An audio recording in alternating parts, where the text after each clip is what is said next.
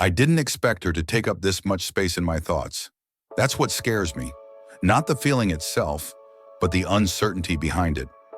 I can't tell if this is you, God, quietly guiding my heart, or if it's just me clinging to a story I created because I'm tired of being alone. I've been wrong before. I've mistaken hope for confirmation, and I don't trust myself the way I used to.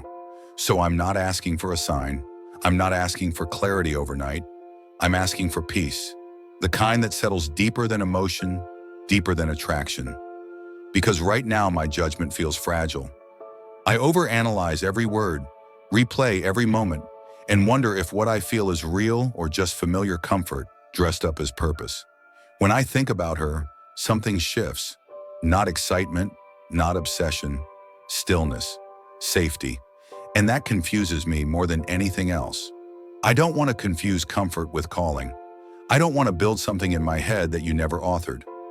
I've done that before, and it left me empty, questioning where I went wrong. What I want is honesty, about her, but more about myself. Am I drawn to her because she's right for me, or because I'm weary of waiting? Am I seeking love or relief from loneliness? If this isn't from you, take it away, no matter how gentle it feels. And if it is, make it clear without forcing, without striving, without fear. Until then, I'll wait. Not passively, but faithfully. Because peace, not certainty, is what I'm really asking for. I've been here before. I've prayed with confidence, convinced I was doing everything right. I brought someone before God, asked for guidance, felt peace, or at least what I thought was peace, and still ended up in silence. No closure, no explanation. Just distance where connection once felt certain. That kind of disappointment changes you. It teaches you caution the hard way.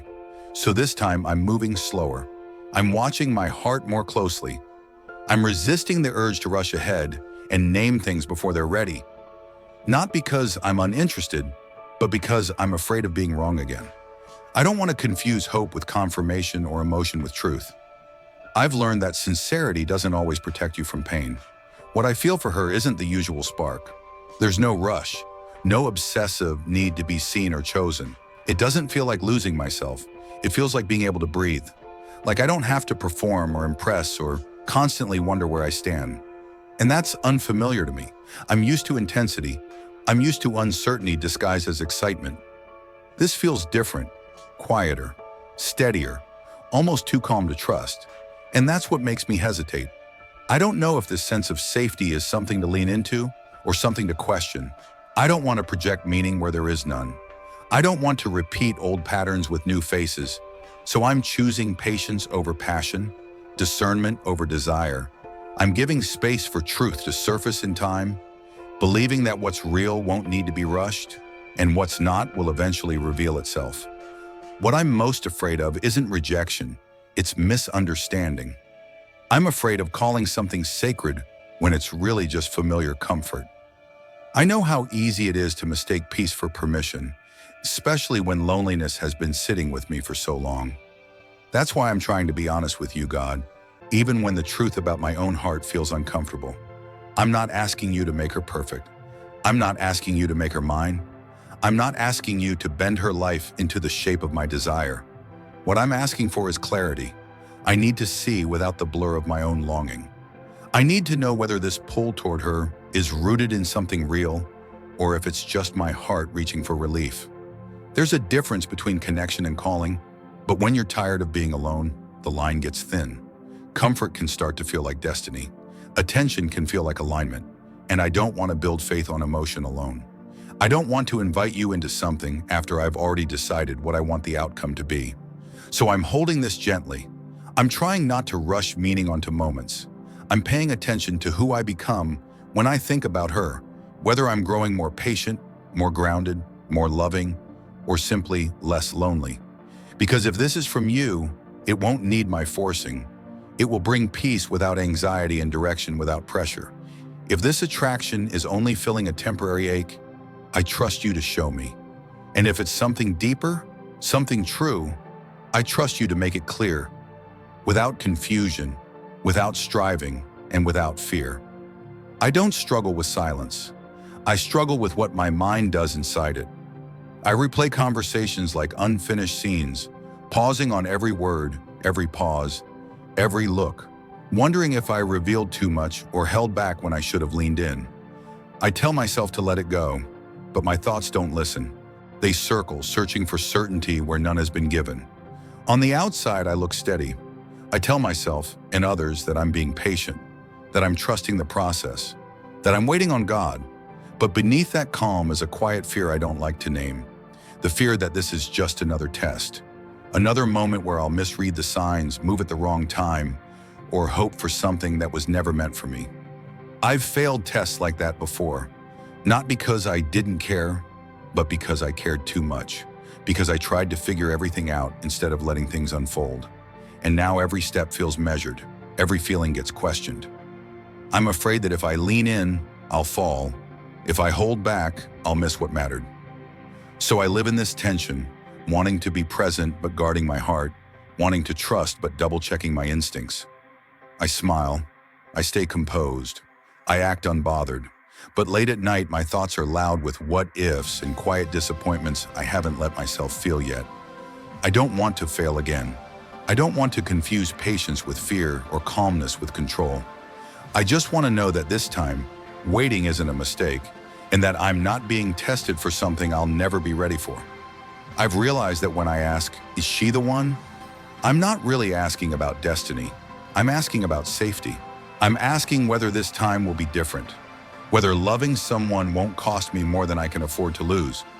I'm afraid of attachment, not because I don't want closeness, but because I know how deeply it can wound when it breaks. I've been hurt before, enough to learn how to guard myself, enough to hesitate before letting anyone in. Loving once taught me that even the things you pray for can still fall apart. So now every feeling comes with caution. Every step forward carries the weight of memory. I want connection, but I fear the aftermath if it ends. What I really want to know isn't whether she fits some future I imagined. It's whether this path leads to peace or pain, whether I'll find myself crying over unanswered questions again, whether this story ends gently or in silence like the others. And maybe that's where I'm wrong. Maybe I've been measuring the wrong thing. Maybe love isn't meant to be risk-free. Maybe asking if something is safe is different from asking if it's real. I'm starting to see that certainty isn't promised, and protection from heartbreak was never guaranteed. So now I'm questioning my question. Instead of asking if she's the one, I'm learning to ask who I become when I think about her. Whether I grow more whole or more afraid. Whether this connection draws me toward trust or deeper into self-protection. Because maybe love isn't about avoiding tears. Maybe it's about choosing honesty, even when it's fragile.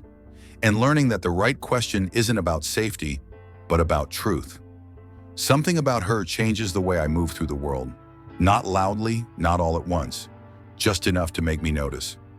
I find myself slowing down, choosing my words more carefully, listening instead of preparing my response.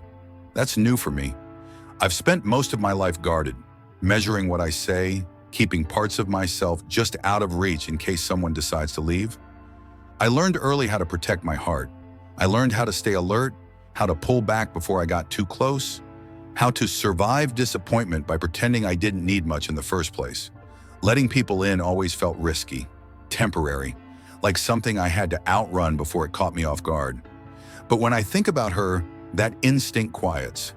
I don't feel the urge to perform or defend. I don't feel like I need to be impressive or distant to stay safe. Instead, I imagine staying, building something slow and honest, not rushing ahead, not preparing an exit, just being present. It surprises me how easily the walls soften, how the future, when I picture it with her, doesn't feel like something I need to escape from. It feels like a place I could rest, a place where I don't have to keep proving I'm worth choosing or brace myself for the moment I'm not. I'm not saying I'm fearless. Old habits don't disappear overnight. But for the first time in a long while, I don't feel like I'm running from love or from myself. And that makes me wonder if what I'm feeling isn't just attraction, but an invitation to finally stay. I'm learning not to lead with my desires anymore, not to walk ahead and ask you, God, to catch up and bless whatever I've already chosen. I've done that before. Confused wanting with wisdom, urgency with faith. This time, I don't want to force your hand. I want to recognize your fingerprints. I'm not asking you to bless what I want. I'm asking you to show me what you've already blessed. Show me where you're present without me pushing, striving, or convincing myself it's right just because it feels good. If this pull toward her is rooted in something you never planted, I don't want it to grow just because I watered it with hope. And if what I'm feeling is nothing more than emotional hunger, if I'm reaching for connection because I'm tired, lonely, or empty, then don't let me fill that ache with another person. Fill it yourself. Teach me the difference between longing that leads to life and longing that only distracts me from healing. I also know my vision isn't always clear. I've been hurt. I've carried disappointments longer than I should have. Sometimes I look at people through the cracks of old wounds, seeing potential instead of truth, comfort instead of alignment. If that's what I'm doing now, I need you to heal my sight before you answer my prayers. So I'm laying this down, not in resignation, but in trust. I'm choosing surrender over control, discernment over desire. If this connection is real, it will remain even when I loosen my grip. And if it fades, then maybe what I needed wasn't her, but healing, clarity, and you. I'm beginning to understand that what I'm looking for isn't just connection, it's alignment. I don't want a love that exists only in feelings or chemistry. I want a partnership that points me upward, not inward. Someone who loves you, God, in a way that challenges me to love you better too. Someone whose presence draws me closer to truth, not further into confusion. I don't need someone perfect. I need someone purposeful. Someone who helps me grow where I've been comfortable staying the same. Someone who isn't threatened by growth, prayer, or hard conversations, but sees them as part of building something lasting. Because love that avoids depth won't survive pressure. If she isn't that person, then I don't want this to drag on. I don't want time to make it harder than it needs to be. I don't want attachment to grow where direction never existed. Ending something early can be an act of kindness, not failure. It protects hearts before they fracture. Scripture reminds me that love isn't built on sparks alone. It's built on purpose, obedience, and shared direction. Ruth and Boaz didn't meet chasing feelings. They met while walking faithfully in their assignments. Love, when it's real, moves forward with intention, not impulse. So I'm asking for clarity, not chemistry, for partnership, not just passion. If this connection is meant to grow, let it grow in truth, patience, and shared devotion. And if it's not, give me the courage to let go early, trusting that the right love won't pull me away from you, but walk beside me toward you. I'm learning that real love isn't measured by how good it feels in the beginning, but by what it can survive. Attraction is easy, chemistry is loud, but neither of those will carry two people through loss, disappointment, or seasons where joy feels distant. Love that lasts has to be deeper than the moment it was born in. True love has weight to it. It can sit in suffering without running. It can pray when words fail and stay when circumstances change. It doesn't disappear when things are stripped away, when comfort fades, plans fall apart, or life doesn't look the way it was imagined. It holds on, not because it's convenient, but because it's rooted. I don't want something that only looks beautiful. I don't want a connection that thrives in ease but fractures under pressure. If a relationship can't endure hardship, can't grow through prayer, can't remain faithful when there's nothing left to gain, then it isn't love, it's performance. Fruit takes time. It's formed slowly, through consistency, sacrifice, and shared faith. And if something produces no fruit, no growth, no patience, no deeper trust in God, then no amount of chemistry can justify chasing it. Beauty without substance eventually collapses under its own weight. So I'm choosing to value endurance over excitement, depth over display, faith over feeling. I want a love that can lose things and still choose each other. A love that can suffer without losing hope. A love that doesn't just look good from the outside, but bears fruit that remains when everything else is shaken. What I'm most afraid of isn't being alone. It's becoming attached and then having to let go. I know what that kind of loss feels like. I know how quickly hope can turn into grief, how easily love can become a memory you carry longer than you should. And I don't want to repeat that cycle, especially if someone else gets hurt along the way. I'm afraid of mislabeling things, of calling something love when it's really just loneliness, asking to be noticed. When you've been alone long enough, attention can feel deeper than it is. Connection can feel like commitment. And I don't want to mistake relief for revelation. I don't want to build something fragile on a need that hasn't been healed. I'm also afraid of causing pain, of drawing someone close only to realize I was wrong. Some people don't deserve to be part of a lesson. They deserve honesty, not confusion. And that fear makes me cautious, slow, deliberate with my heart. So I'm not asking for signs in the sky or overwhelming emotion to convince me. I've learned that intensity isn't truth. Excitement isn't direction. What I'm asking for is peace, the kind that doesn't rush me forward or pressure me to stay. Peace that gives me the courage to step in if it's right, and the strength to walk away if it's not. If I move forward, I want to do it without fear. If I leave, I want to do it without regret. And if peace is the only thing I'm given right now, then maybe that's enough to guide me where certainty never could. Before I ask you anything about her, God, I need you to look at me. Not the version of me I present to others, but the one that's quiet, unsure, and still healing. Search my heart before you answer my questions. Show me what's driving my desire, faith or fear, love or loneliness, trust or control. If she is meant to be in my life, I believe it won't come with confusion. I won't have to compete for attention or constantly question where I stand. I won't feel like I'm chasing clarity that keeps moving further away. What's meant for me won't require me to shrink myself or live in anxiety. It will settle, not strain. And if she isn't meant to stay, I trust you enough to let her go. Not abruptly, not cruelly, but gently in a way that protects both our hearts. Close the door before attachment grows deeper than truth. Don't let me hold on just because letting go feels uncomfortable. Teach me that endings can be acts of mercy too. I don't want to idolize her, but I don't want to dismiss her either. I want to see clearly, without projection or pressure. If this connection is real, it will remain even when I stop trying to control the outcome. And if it fades, then maybe it was never meant to be carried forward. So search me first. Align my heart before you align my circumstances, because I'd rather walk alone in truth than together in confusion. And I trust that whatever you remove, you do so with care, wisdom, and love.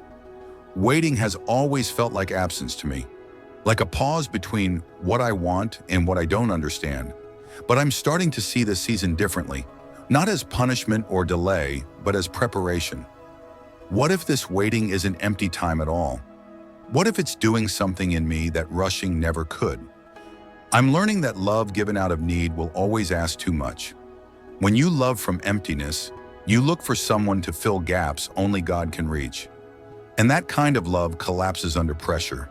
So maybe this time of waiting is shaping me to love from fullness, to give without grasping, to choose without fear, to stay without losing myself. There are things in me that still need steadying, places that rush toward comfort instead of truth, habits of longing that blur discernment. And in the quiet, God is working on those places, teaching me patience, teaching me contentment, teaching me that being alone is not the same as being lacking. Maybe God isn't withholding love from me. Maybe He's protecting it and protecting me, keeping me from connections that would ask for more than I'm ready to give or settle for less than I deserve. Keeping my heart until it's strong enough to love well, not desperately. So I wait, not because I've given up, but because I trust the timing more than my urgency. I trust that when love does come, it won't arrive to rescue me from loneliness, but to walk beside me in wholeness. And when that moment comes, I'll know this season wasn't wasted. It was shaping me for something real. I'm slowly learning to trust the answer, even before I know what it is. Not because I'm indifferent to the outcome, but because I believe that what you give me will be what I need, not just what I want. I've spent enough time chasing imagined futures to know that my dreams don't always carry wisdom with them. The right person, I'm realizing, won't look like the picture I once held on to so tightly. She won't arrive perfectly aligned with my expectations or fit every detail of a story I wrote in moments of loneliness. Instead, she'll reflect your heart. She'll point me back to you, not replace you. Being with her will feel less like escape and more like alignment. Until that day comes, whether soon or far from now, I don't want to live half full, waiting for love to make me whole. I want to be healed from the kind of loneliness that makes me shrink or settle. I want to learn how to live fully now, not someday, to find joy that isn't dependent on someone else's presence. You are my first love, the only one who has never left, never wavered, never required me to be more than I am to be worthy. And if I can hold on to that truth, then love, when it comes, will be an overflow, not a rescue. So whatever the answer is, I receive it with trust. If the door opens, I'll walk through it with gratitude. If it closes, I'll believe you're still leading me forward. Because with you, I am never truly without love, and that changes everything.